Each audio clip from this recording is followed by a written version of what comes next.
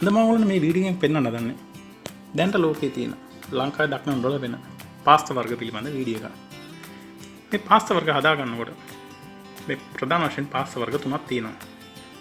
පළවෙනි එක තමයි දිගටි පාස්තා වර්ගය. දිගටි පාස්තා ගත්තාම ස්පැගෙටි, ෆෙතුචීනේ, tagliatelle කියන පාස්තා වර්ග තමයි තියෙන්නේ. ඊළඟට කෙටි පාස්තා වර්ග ගත්තාම පාස්තා පෙන්නේ, එතකොට ගත්තාම ජෙමෙල්ලි, එතකොට කසරෙච්චේ, ෆුසිල්ලි වගේ කියන පාස්තා වර්ග. ඊළඟ වර්ගය තමයි මේ කුඩා පාස්තා වර්ග. ඒ කියන්නේ පස්තින ගණනට ගන්න දේවල්. එතකොට රිසෝනි, ඊටම චූටියට ගන්න පාස්තා වර්ගය. ඊළඟට මේ පාස්තා තම්බ ගන්නකොට ඉතාලි ජාතිකයන් අතර තියෙනවා ක්වොලිටි දෙකක්. පළවෙනි එක තමයි සම්පූර්ණයෙන්ම තම්බ ගන්න හොඳට හැපෙන විදියට. ඊළඟ ක්‍රමය තමයි අල් දෙන්තේ කියන ක්වොලිටි එක. මේ අල් දෙන්තේ කියන ක්වොලිටි එක තම්බ ගන්නකොට පාස්තා එක 80ත් 90ත් වගේ තරම් ක්වොලිටි එකක් තමයි තම්බ ගන්න. එතකොට මේ පාස්තා එක හපනකොට ගොඩක් වෙලාවට පොඩියට නිකන් අමු ගතියක් වගේ දැනෙනවා. මේ අල් දෙන්තේ මට්ටම තමයි සාමාන්‍යයෙන් කෑමට සුදුසුයි කියලා කියන්නේ. අද මම මේ වීඩියෝ එක කතා කරන්න දන්නේ කෙටි පාස්තා වර්ග ගැන. මුලින්ම මම බලමු අනෙලි සිසිලියන් කියන පාස්තා වර්ගය. මේ අනෙලි සිසිලියන් කියන පාස්තා වර්ගය මුද්දක එහෙම නැත්නම් රින් එකක් හැටේ ගන්න හින්දා මේකට කියනවා අනෙලි සිසිලියන් කියලා. මේ පාස්තා වර්ගය බොහෝ දුරට පාවිච්චි කරන්නේ බේක් කරපු ඩිෂස් හදා ගන්න. ඉතින් මේ පාස්තා එක සාමාන්‍යයෙන් තම්බ ගන්න විනාඩි 13ක් වගේ කාලයක් යනවා. ඊළඟ පාස්තා වර්ගය තමයි කසරෙච්ච කියන පාස්තා වර්ගය. මේ කසරෙච්ච කියන පාස්තා වර්ගය රගු සෝස් ඒ වගේම එළවලුත් එක්ක භාවිත කරලා විවිධාකාර ඩිෂස් හදා ගන්න පුළුවන්. මේ පාස්තා එක සම්පූර්ණයෙන්ම සාමාන්‍යයෙන් තම්බ ගන්න යනවා විනාඩි 11ක්. ඒතර අල් දෙන්තේ මට්ටමට තම්බ ගන්න නම් විනාඩි 9ක් වගේ තමයි කාලයක් ගත වෙන්නේ. ඊළඟට බලමු කොන්කිල්ලි රිගාත කියන පාස්තා වර්ගය. කොන්කිල්ලි රිගාත කියන පාස්තා වර්ගය මේ කම්පානි රීජන් එකේ ලංකාවේ ගොඩක් කට්ටිය දන්නවා නාපොලි කියන ප්‍රදේශයේ අයිති මේ කම්පානි රීජන් එකෙන් තමයි හඳුන්වා දීලා තියෙන්නේ. මේ පාස්තා වර්ගය මුහුදු බෙල්ලෙක්ගේ හැඩයක් ගන්නවා. ඉතින් මේ පාස්තා වර්ගය භාවිත කරලා විශේෂයෙන්ම ෆිෂ් සෝස්, ඊළඟට මීට් සෝස් සහ ක්‍රීම් චීස් එක්ක එහෙමත් නැත්නම් මේක ඇතුළට පුරෝල එක දේවල් බේක් කරලා වගේ ඩිෂස් හදා ගන්න පුළුවන්. මේ පාස්තා වර්ගය විනාඩි 13ක් යන සාමාන්‍යයෙන් තම්බ ගන්න අල් දෙන්තේ මට්ටමට විනාඩි 11ක් වගේ තමයි යන්නේ. ඊළඟට බලමු දිතලෝනේ ලිෂ් කියන පාස්තා වර්ගය. දිතලෝනේ ලිෂ් කියන්නේ හරියට නිකන් බට කෑලි වගේ පාස්තා වර්ගය. ඉතින් මේ පාස්තා වර්ගය භාවිත කරලා සූප් වර්ග ඊළඟට ඉතාලි ජාතික ඉතාමත් ජනප්‍රිය කෑම කරන පාස්තා ලෙන්තික්කේ වගේ කෑම හදා ගන්න පුළුවන්. ඊට අමතරව පාස්තා සලාඩ් එකක් වුණත් ඒ කියන්නේ ෆ්‍රෙෂ් දේවල් දාලා ෆ්‍රෙෂ් ටොමැටෝස් ඒ වගේ දේවල් දාලා සලාඩ් එකක් විදිහට මේක හදා ගන්න පුළුවන්. මේක විනාඩි 10ක් වෙනවා තම්බ ගන්න. අල් දෙන්තේ මට්ටමට තම්බ ගන්න නම් විනාඩි 8ක් වගේ තමයි කාලයක් යන්නේ. ඊළඟට බලමු ෆර්ෆාල කියන පාස්තා වර්ගය. මේ ෆර්ෆාල කියන පාස්තා වර්ගය මේ නම හැදිලා තියෙන්නේ මේ පාස්තා වර්ගයේ ෂේප් එකකින් හින්දා. මේක සමනලෙක්ගේ හැඩයක්. එහෙම නැත්නම් බෝ එකක් වගේ නිකන් ගන්න හින්දා අර සමනලෙක් ඉතාලි ජාතිකයන් සමනලෙට කියන්නේ ෆර්ෆාල කියන හින්දා. පාස්තා වර්ගය භාවිත කරලා පාස්තා සලාඩ්, වයිට් සෝස් එක්ක, ග්‍රීන් පීස් හැම් එක්ක වගේ ඊටම රසවත් ඩිෂස් හදා ගන්න පුළුවන්. මේ පාස්තා වර්ගය අල් දෙන්තේ ක්වොලිටියට තම්බ ගන්නවා නම් විනාඩි 11ක් යනවා. සම්පූර්ණ තම්බ ගන්නවා නම් විනාඩි 13ක් වගේ කාලයක් ගත වෙනවා. ඊළඟට බලමු පාස්තා ෆුසිල්ලි කියන පාස්තා වර්ගය. මේ පාස්තා ෆුසිල්ලි කියන පාස්තා වර්ගය කැරලි ගහච්ච පාස්තා වර්ගය. නිකන් දඟර ගහච්ච පාස්තා වර්ගය.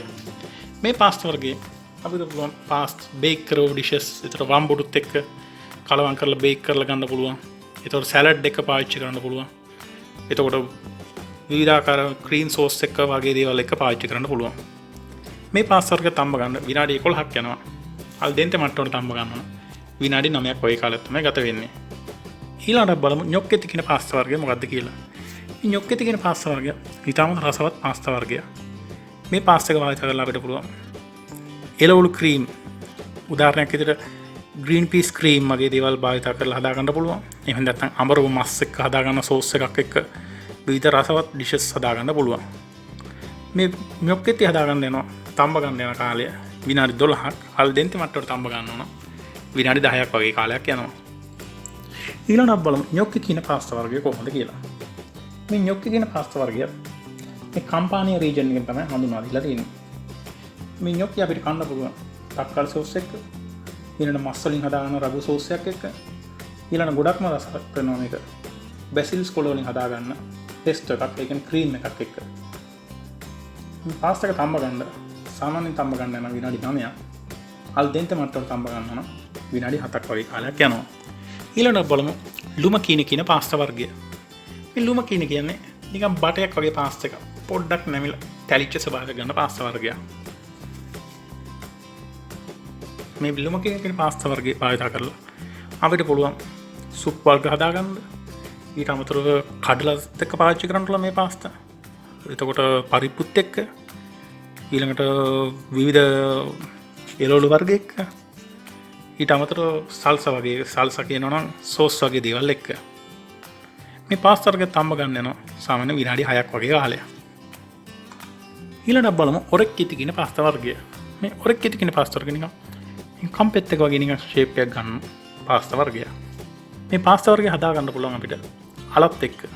එතකොට ඊළඟට ගත්තොත් එහෙම බ්‍රොක්කොලි, ඒ කියන්නේ බ්‍රොක්කොලි කියන්නේ දන්නවා අර කොළ පාට උල් ගෝව මලක් වගේ තියෙන එකත් එක්ක. නැත්නම් කෝල්ෆ්ලවර් එක්ක, ඒ කියන්නේ ගෝව මල් එක්ක. ඊට අමතරව ෆ්‍රෙෂ් තක්කාලිත් එක්ක වුණත් මේ පාස්තා වර්ගය පාවිච්චි කරන්න පුළුවන්. මේ පාස්තා වර්ගය හදා ගන්න යනවා සාමාන්‍ය තම්බ ගන්න යනවා විනාඩි 11ක් වගේ කාලයක්. ඊට අමතරව අල් දෙන්තේ මට්ටමට නම් විනාඩි 9ක් වගේ කාලයක් තමයි යන්නේ. ඊළඟට බලමු අපි හැමෝම දන්න ස්පැගෙටි වලට පස්සේ ලෝකේ ජනප්‍රියම පාස්තා වර්ගය තමයි පෙන්නේ ලීෂ්‍ය කියන පාස්තා වර්ගය. නිකන් බටයක් වගේ තියෙන ෂේප් එකේ තියෙන පාස්තා වර්ගය මේ හැඩයට කපපු ස්වභාවයක් ගන්න පාස්තා වර්ගය තමයි පෙන්නේ ලීෂ්‍ය කියලා කියන්නේ. මේ පෙන්නේ ලීෂ්‍ය කියන පාස්තා වර්ගය තමුන්ට කැමති විදිහකට ආහාරයට ගන්න පුළුවන්.